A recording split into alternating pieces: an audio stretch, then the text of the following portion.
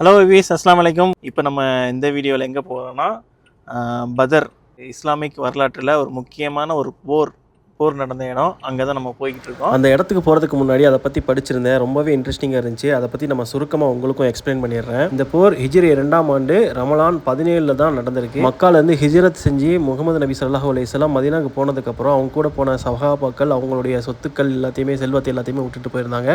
அதே மாதிரி மக்கால வசிக்கிற மக்கள் எப்போல்லாம் இஸ்லாமை இருக்கிறாங்களோ அவங்க சொத்துக்கள் எல்லாத்தையுமே விட்டுட்டு மதீனாவுக்கு போய்கிட்டு இருந்தாங்க.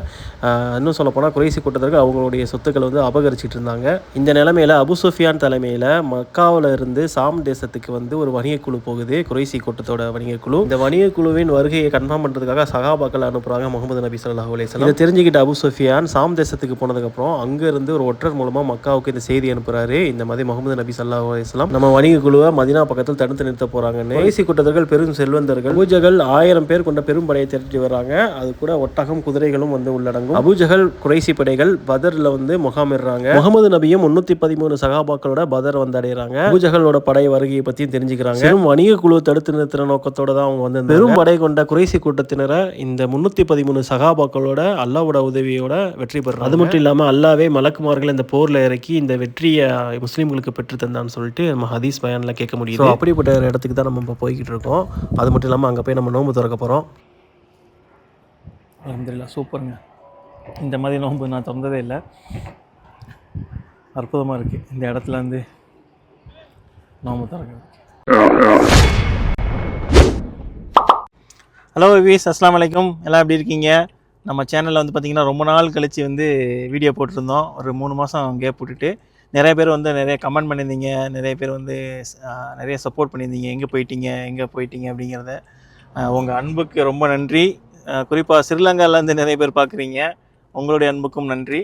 இப்போ நம்ம இந்த வீடியோவில் எங்கே போகிறோம்னா, பதர் அங்கே போயிட்டு அங்கேருந்து நம்ம மதீனா போக போகிறோம். இப்போ மெயின் ரோட்டை பாருங்கள். இப்போ நம்ம ஆல்ரெடி மக்காலேருந்து கிளம்பி போய்கிட்டு இருக்கோம். பாருங்கள் இந்த ரோடு எப்படி இருக்குன்னு. இந்த இடமே ஒரு காப்பர் கலரில் இருக்குங்க. இந்த இடம் டிஃப்ரெண்ட்டாக இருந்துச்சு. சரி உங்களுக்கு காட்டலாம் அப்படின்னு சொல்லி இந்த ரோடை காட்டுறேன். சவுதி அரேபியா ரோடு பாருங்கள் எப்படி இருக்குன்னு.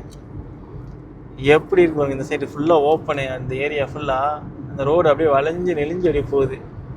நம்ம மக்கா டு மதீனா போகிற வழியில் பார்த்திங்கன்னா நிறைய மலைகள் வரும், பாலைவனம் வரும். அதுக்கப்புறம் இந்த மாதிரி எரிமலை கல்கள் வரும். இந்த கருப்பாக கல்லுக்கெல்லாம் உங்களுக்கு தெரியுதா? இது எல்லாமே எரிமலை கல்கள். அதாவது எரிமலையாக இருந்தது பல ஆயிரம் வருஷத்துக்கு முன்னாடி. அந்த கல் தான் இந்த கருப்பு கல். அதோட இந்த சிவப்பு கலரில் தெரியுதுலாம் இந்த மண்ணோட தாது பொருட்கள்னு சொல்லுவாங்க. இதில் செம்பு, அதுக்கப்புறம் இந்த காப்பர், ஜிங்க்கு, அந்த மாதிரி நிறையா கண்டென்ட் இருக்குது போல். அதனால் இந்த இடத்தோட லேண்டோட இதே பார்த்திங்கன்னா டிஃப்ரெண்ட்டாக இருக்கும். ரொம்ப டிஃப்ரெண்ட்டாக இருக்கும். இங்கேருந்து கிட்டத்தட்ட ஒரு பதர் ஒரு 2.25 மணி நேரம் மக்காலேருந்து பதர். அப்புறம் அங்கிட்டிருந்து ஒரு 1.5 மணி நேரம் இல்லை 2 மணி நேரம் ஆகும். இடையில நம்ம நிறுத்தி போகிறனால கொஞ்சம் டைம் ஆகலாம். அது நோம்பில் நம்ம நோம்பு வச்சுட்டு ட்ராவல் பண்ணுறதுனால கொஞ்சம் டயர்டாக இருக்குது. தூக்கம் வேறு வருது. நல்லா நம்ம சகருக்கு முழிக்கிறோம். திரும்பி நைட்டு தூங்குறதுக்கு லேட்டாகும், தொழுகணும். அதுக்கப்புறம் காலையில் வேலைக்கு போகிறோம். வேலைக்கு போயிட்டு வெற்றி டைம் முடிஞ்சு 6 to 12 தான் முடிச்சுட்டு இப்போ நம்ம கிளம்பியாச்சு. நாளைக்கு பார்த்திங்கன்னா சவுதி ஃபவுண்டர்ஸ் டேன்னு நினைக்கிறேன். அதனால் நாளைக்கு லீவு. ஸோ இந்த டயத்தை யூஸ் பண்ணிக்கிட்டு நம்ம கிளம்பி போய்கிட்டு இருக்கோம். பாருங்கள் ரோட போகிறதுக்கு ஒரு 100 கிலோமீட்டர் தான் இருக்குது. நம்ம பார்த்திங்கன்னா ஒரு பெட்ரோல் பல்க் வந்திருக்கோம். இந்த பெட்ரோல் பல்கில் பெட்ரோல் போட்டுட்டு கொஞ்சம் நேரம் ரெஸ்ட் எடுத்துகிட்டு போகலாம். இப்போ மணி பார்த்திங்கன்னா 3:20. ஆனால் பெட்ரோல் பல்க்கு இருக்கா இல்லையா? நாங்கள் லாஸ்ட் டைம் இதே இடத்துக்கு நம்ம வந்திருக்கோம். நீங்கள் யான்பு ஃப்ளவர் ஷோ போகும்போது பார்த்தீங்கன்னா நம்ம இந்த இடத்துக்கு வந்திருக்கோம். அதே இடம் தான். பெட்ரோல் பல்க் இருக்குது. வாங்க ஃபஸ்ட்டு வண்டிக்கு பெட்ரோலை போடுவோம். அப்புறம் கொஞ்சம் கூல்ட்ரிங்க்ஸ் இதெல்லாம் வாங்கி வச்சுக்கிறோம். இதுக்கப்புறம் கடைகள் இருக்கான்னு தெரியல. அதெல்லாம் முடிஞ்ச அளவுக்கு எல்லாமே வாங்கி வச்சுக்கலாம். பெட்ரோல் போட்டுக்கிட்டு இருக்கோம். நம்ம வண்டிக்கு பார்த்திங்கன்னா 91.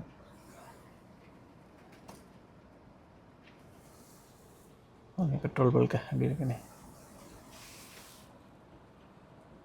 யாருமே இல்லை. நோம்பு டைமில் யாரும் இல்லைன்னு நினைக்கிறேன். பார்த்திங்கன்னா வண்டி இங்கே நிப்பாட்டியாச்சு ரெஸ்ட் ரூம் போகிறதுக்காக. நீங்கள் பாருங்கள் பாலைவனமாக இருக்குது. சுற்றி கண்ணு கெட்டின தூரம் வரைக்கும் ஒன்றுமே தெரியல. இங்கே கடை இருக்குது, பெட்டி கடை இருக்குது, இங்கே மஸ்ஜித் இருக்குது. போய் ரெஸ்ட் ரூம் போயிட்டு வந்தாலும் நல்லா வெயில் அடிக்குது. ஓ மக்களா குழாப்பெல்லாம் கிடைக்குள்ள. பேச்சம்பழம் இருக்குது, பேச்சம்பழம் எடுத்துக்கலாம். மாமூத்து இருக்குது. அதுக்கப்புறம் நிறைய ஜூஸு, நட்ஸு, டேட்ஸு எல்லாமே இருக்குது. ஜூஸ் பார்க்கலாம் வாங்க. இது எடுத்துக்கலாம், நல்லாயிருக்கும். ஒரு லெமன் எடுத்துக்கலாம். சரி, லெமன் எடுத்துக்கலாம். ஏச்சுங்க வாங்கிட்டு போகிறோம். மக்களே ஒரு வழியாக வந்து பார்த்திங்கன்னா நம்ம அங்கே ரெஸ்ட் ரூமில் ரெஸ்ட் போயிட்டு, ஐயோ பெட்ரோல் பல்கில் வந்து எல்லா ரெஸ்ட் ரூம்லாம் போயிட்டு, அப்புறம் நம்ம தேவையான நோம்பு திறக்கிறதுக்கு தேவையான சாமான்லாம் வாங்கிட்டு இப்போது கிளம்பிட்டோம். இன்னும் ஒரு 3/4 மணி நேரம் காட்டுது. அது 44 நிமிஷம், கிட்டத்தட்ட ஒரு 70 கிலோமீட்டர். இன்னும் 70 கிலோமீட்டர் கிட்ட இருக்குது நம்ம போகிறது பதர். அங்கே நம்ம இப்போ போய்கிட்டு இருக்கோம். இன்ஷா அல்லாஹ் வாங்க அப்படியே பார்த்துட்டே வாங்க. ரோடெல்லாம் பாருங்கள் எப்படி இருக்குன்னு. வித்தியாசமாக இருக்கும், எல்லாமே மண்.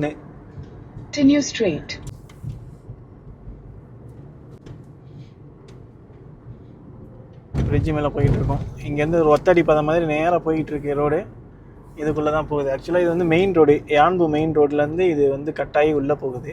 ஒரு 77 கிலோமீட்டர் இப்படி போகும் இந்த சைடு. இதுக்கப்புறம் வந்து ஒரு 50-60 கிலோமீட்டருக்கு எதுவுமே கிடையாது, எந்த கடை எதுவுமே கிடையாது. இந்த ரோட்டுக்குள்ளே தான் நம்ம போக போகிறோம்.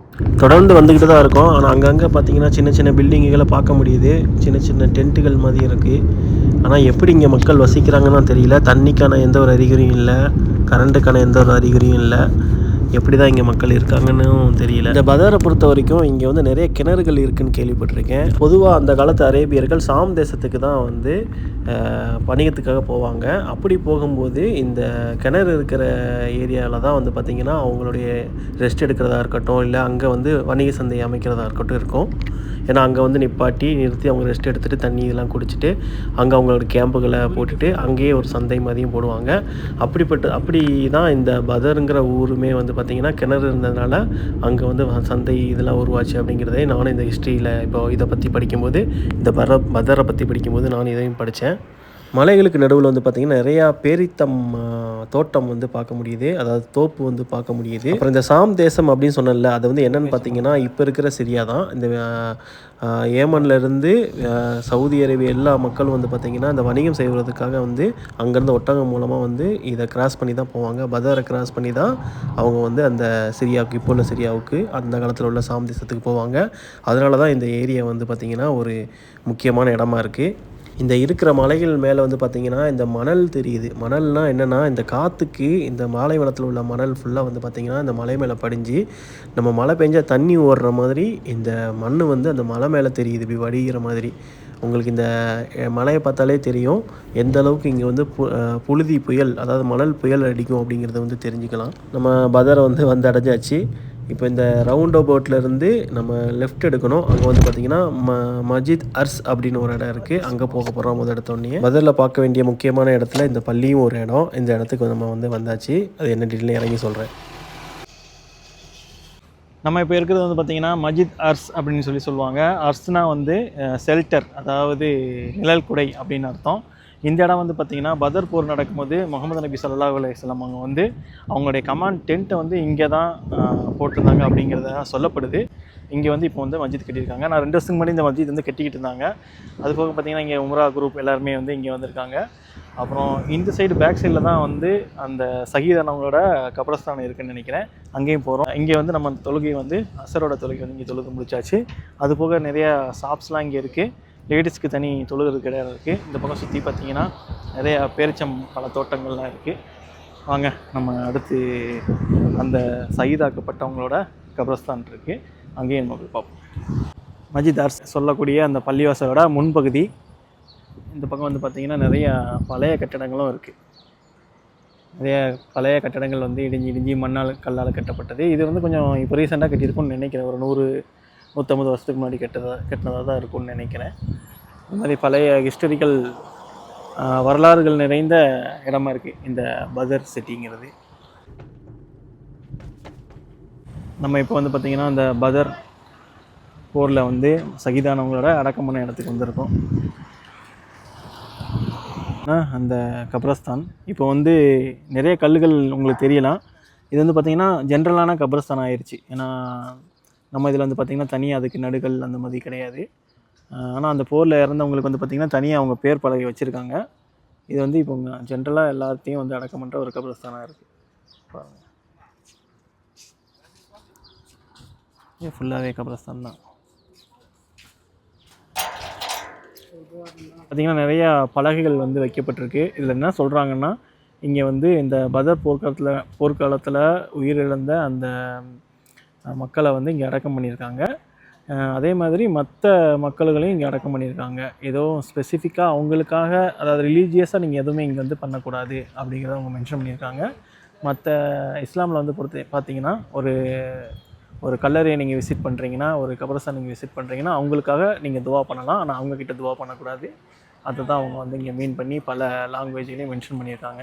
நீங்கள் இங்கே வந்தீங்கனாலும் இதை வந்து நீங்கள் ஜஸ்ட் அவங்களுக்காக ஒரு ப்ரே பண்ணுறீங்களே தவிர நீங்கள் அவங்கக்கிட்ட எதையும் ப்ரே பண்ணக்கூடாது அப்படிங்கிறது தான். அந்த உயிரிழந்த மக்களோட சகாபாக்களோட நபி தோழர்களோட பேர்கள் வந்து இங்கே பொறிக்கப்பட்டிருக்கு. இங்கே பாருங்கள் மக்களே, இந்த ஊரில் உள்ள மலையை பாருங்கள். மலை மேலே மண் இருக்குது. பாலைவன மண் எவ்வளோ மலை அளவுக்கு எவ்வளோ ஹைட்டாக இருக்குதுன்னு பாருங்களேன். பார்க்கவே பிரம்மாண்டமாக இருக்குது. இந்த பதருக்கு நீங்கள் வந்தீங்கன்னா இங்கேயே நீங்கள் வாங்க. ஆக்சுவலாக உங்களை கூப்பிட்டு வருவாங்க எனக்கு தெரிஞ்சு. ஸோ நாங்களும் இப்போ வந்து அந்த மலாய்க்கத் ஜபல் மலாய்க்கத் அப்படின்னு சொல்லுவாங்க அரபியில். அதாவது மலக்குமார்களின் மலை, அந்த இடத்துக்கு தான் நாங்கள் இப்போ போய்கிட்டு இருக்கோம். போகிற வழியில் உள்ள ஒரு மலையை பாருங்கள் எப்படி இருக்குன்னு சொல்லிட்டு. அதேமாதிரி இப்போ நிறைய டெவலப் ஆகிருக்கு. நாங்கள் இதுக்கு முன்னாடி 2 வருஷத்துக்கு முன்னாடி வந்திருக்கோம். ஆனால் யாருமே இருக்க மாட்டாங்க, ஆளே இருக்காது. அந்தளவுக்கு தான் இருந்துச்சு. இப்போ நிறையா வந்து டெக்கரேஷன்லாம் பண்ணி பயங்கரமாக டெவலப் பண்ணியிருக்காங்க. நிறைய விசிட்டர்ஸ் வந்து அதிகமாக இருக்காங்க. நிறைய பார்க் இருக்குது. அது பாரு மண் மாதிரி இல்லை, பாரு செவர் பூசி வச்சு அப்படி இருக்கும். செவர் மாதிரி இருக்குது. செவர் தரெல்லாம் போடுவாங்க. இந்த மலையை தான் நீங்கள் வந்து எல்லோரும் இன்ஸ்டாலேயும் சரி எல்லா வீடியோலையும் பார்த்துருப்பீங்க. மலக்குமார்களின் மலை அப்படின்னு சொல்லிட்டு சொல்லுவாங்க. பாருங்கள் எவ்வளோ பெரிய மண் மேடு இருக்குதுன்னு பாருங்கள். இன்னும் கிட்ட போய் காட்டுறாங்க. இஸ்லாமில் வந்து பார்த்திங்கன்னா ஒரு முக்கியமான வரலாற்று சிறப்பு மிக்க ஒரு இடத்துக்கு வந்திருக்கோம். இது வந்து பார்த்திங்கன்னா பதருங்கிறது வந்து பார்த்திங்கன்னா, பதருங்கிற ஒரு ஆள், அவர் வந்து ஒரு கிணறு வெட்டியிருந்தார். அந்த கிணறோட பேர் வந்து அவரோட பேரை வந்து இந்த கிணறுக்கு வச்சாங்க. பின்னாடி நாளில் அந்த பதர்னு சொல்லி அந்த ஊரோட பேர் பதராக மாறி அதுக்கப்புறம் அந்த ஏரியா பேரே வந்து பதராக மாறிடுச்சு. இது என்ன ஹிஸ்டரினா, இஸ்லாத்தில் முதல் அறிவிக்கப்பட்ட போர் வந்து பார்த்திங்கன்னா இங்கே தான் நடந்துச்சு. அதாவது நபி ஸல்லல்லாஹு அலைஹி வஸல்லம் அவங்களுடைய கம்பெனியன்ஸ், அதாவது அவங்களுடைய தோழர்களுக்கும் மக்கால இருந்த குறைசி, அதாவது முஸ்லீம் அல்லாத குறைசியர்களுக்கும் வந்து மிகப்பெரிய ஒரு போர் நடந்துச்சு. அதில் வந்து பார்த்திங்கன்னா ஒரு 313 பேர் கொண்ட முஸ்லீம்கள் வந்து ஒரு 1000 பேரை வந்து எதிர்த்து வெற்றி பெற்ற ஒரு நிகழ்வு நடந்த இடம் வந்து இந்த பதர் போர். இந்த நம்ம நிற்கிற இடம் வந்து பார்த்திங்கன்னா ஜபல் மலாய்க்கத் அப்படின்னு சொல்லுவாங்க. அதாவது மலக்குமார்களின் மலை அப்படின்னு சொல்கிறாங்க. கூகுள் மேப்லேயும் அதுதான் காட்டுது. பதர் அப்படிங்கிறது இந்த இடம் வந்து எப்படி இருக்குதுன்னு பார்த்தீங்கன்னா, புவியியல் அமைப்பு எப்படி இருக்குதுன்னு பார்த்தீங்கன்னா, மலைகள் சுற்றி மலைகளும் பாலைவனமும், அதே மாதிரி நிறைய ஆறுகள் கிணறுகள் இருக்கிற, அப்புறம் பேரிச்சம்பழம் தோட்டங்கள் நிறைய இருக்கிற ஒரு இடமா தான் இருக்குது. இந்த ஊரை நீங்கள் பார்த்தாலே அது தெரியும். இப்போ நம்ம பின்னாடி தெரியுதா, இதுதான் அந்த பதரோட வில்லேஜ்னு சொல்லலாம், இல்லை ஒரு சிட்டின்னு சொல்லலாம், டெவலப் ஆகிற ஒரு சிட்டின்னு சொல்லலாம். நம்ம ஒரு 10 வருஷத்துக்கு முன்னாடி வரும்போது வந்து பார்த்திங்கன்னா அந்தளவுக்கு டெவலப் ஆகலை. இப்போ வந்து பார்த்திங்கன்னா நிறைய டெவலப் ஆகிருக்கு. நிறைய டூரிஸ்ட் பிளேஸ் வந்துருக்காங்க. இங்கேருந்து பார்க்குறவங்க முன்னாடி இந்த மணல் மேட்டில் வந்து பார்த்திங்கன்னா மக்கள் எவ்வளோ பேர் விசிட்டர் வந்திருக்காங்கன்னு பார்த்தீங்கன்னா, இது வந்து நோம்பு டைமு. இன்னும் வந்து பார்த்திங்கன்னா கூட்டங்கள் வந்து நிறையா வந்துட்டு இருக்காங்க. இங்கே இந்த இடத்துல நீங்கள் பார்க்க வந்திருக்கோம். நம்ம வந்து இந்த மண்ணு மலை மேலே ஏற போகிறோம். அதாவது ஏஞ்சல் மவுண்டைன், அதாவது தேவதைகளின் மலை அப்படின்னு சொல்கிறாங்க இந்த இடத்த. அதுக்கு மேலே ஏற போகிறோம். வாங்க. செருப்புலாம் கழட்டியாச்சு. செருப்பு கழட்டிட்டு மண் நல்ல குறு மணலாக இருக்குது பாருங்கள், எப்படி இருக்குன்னு பாருங்கள். அப்படி வாங்க போகலாம். செமையாக இருக்குங்க மண். நம்ம சின்ன பிள்ளைகளெல்லாம் மண்ணில் விளாடும்ல, அந்த ஒரு ஃபீல் வருது மண்ணில் கால் வச்சோன்னே. அது செருப்பு இல்லாமல் இந்த மண் கடல் மண்ணை விட பயங்கர நைஸாக இருக்குது. வாங்க போகலாம். ரவையோட ரொம்ப மாவு மாதிரி இருக்குது மண்.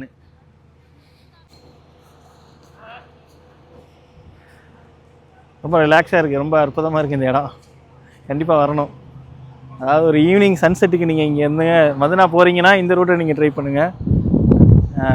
பதர் வேறு லெவலில் இருக்குது. இதுக்கு முன்னாடி வந்திருக்கேன், ஆனால் இந்த இடத்துக்கு நான் வந்ததில்லை. இப்போ தான் போகிறோம். வாங்க போகலாம். நிறைய பேர் இது வந்து என்ஜாய் பண்ணிகிட்டு இருக்காங்க. இங்கே தான் இருக்கு வண்டி. ஏன்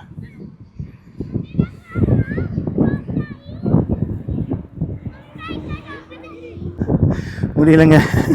ஆக்சுவலாக என்னாச்சுன்னா கீழே போய் தண்ணி ஜூஸ்லாம் மறந்துட்டு வந்துட்டேன். போய் திரும்பி வண்டியில் போய் எடுத்துகிட்டு வந்தோம். முடியல பாருங்கள் எப்படி இருக்குன்னு. வேறு லெவலில் இருக்கா. இங்கேயே உட்காந்து நோம்பு திறக்கலாம் அப்படின்னு சொல்லி பிளான் பண்ணியிருக்கோம். நல்லா இருக்குங்க. முடியல, பட் ஜாலியாக இருக்குது. நோம்பு வச்சுருக்கோம்ல, அந்த தண்ணி தாங்க எடுக்கிறதுனால கொஞ்சம் ரெஸ்ட் எடுக்கிறோம். இன்னும் மேலே போகிறோம்.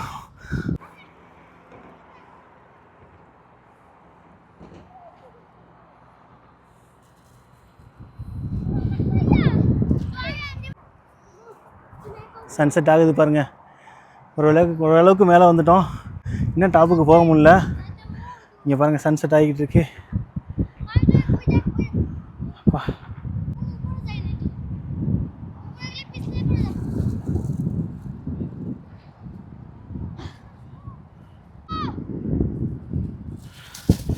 ஒரு வழியாக வந்தாச்சுங்க. கிட்டத்தட்ட மேலே வந்தாச்சு. நோம்பு திறக்கிறதுக்காக நம்ம ஜூஸ் எல்லாமே கொண்டு வந்திருக்கோம். இங்கே உட்காந்து நோம்பு திறக்க போகிறோம். ஃபோனில் ஒரு சார்ஜ் இல்லை. நோம்பு திறக்க முடிஞ்சால் எடுத்து போடுறேன்.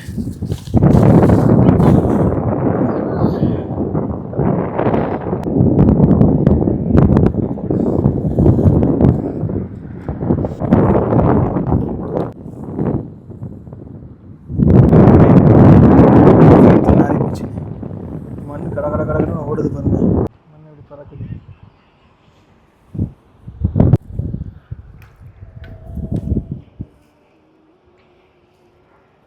அல்ஹம்துலில்லாஹ் சூப்பருங்க.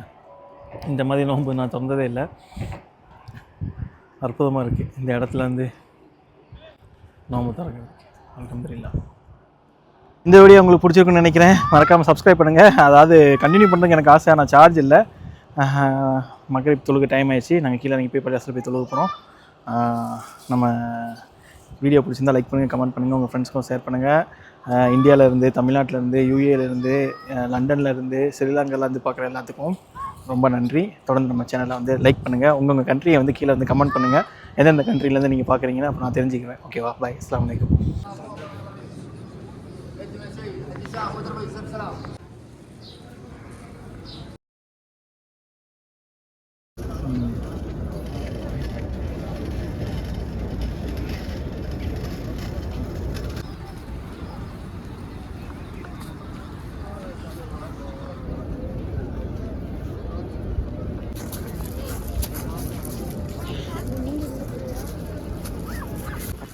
Oi!